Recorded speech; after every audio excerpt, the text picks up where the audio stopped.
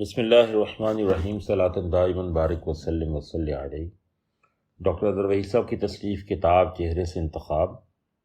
سوال: حضرت واصف علی واصف رحمۃ اللہ تعالی علیہ فرماتے ہیں کہ جب قرب سلطان مسلک بن جائے تو راہ سلوک مسدود ہو جاتی ہے۔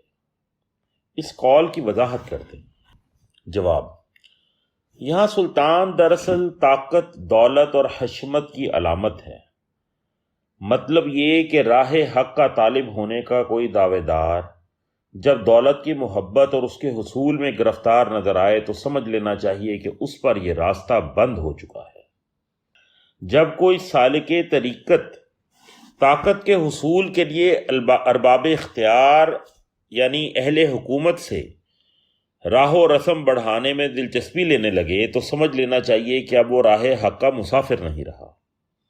صاحبان طریقت میں سے جب کوئی سیاست کے میدان میں کود پڑے تو وہ اپنی مسند ارشاد خالی کر چکا ہوتا ہے اور اس طرح اپنا راستہ کھوٹا کر چکا ہوتا ہے۔ یہ پکی بات ہے۔ بنیادی نقطہ یہ ہے کہ راہ سلوک اخلاص کی راہ ہے، اور اخلاص اپنے مزاج اور مفاد کی نفی کا نام ہے۔ اخلاص طاقت، دولت اور جاہ و جلال شاہی کو کبھی خاطر میں نہیں لاتا، کیونکہ اخلاص ذات کا متلاشی ہوتا ہے، ذات کا چہرہ لازوال ہوتا ہے، اور دولت، طاقت اور حکومت صفات ہیں، اور یہ سب دائرہ زوال کے گھیرے میں ہیں۔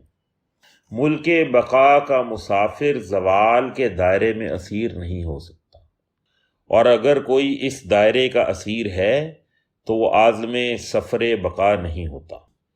والسلام۔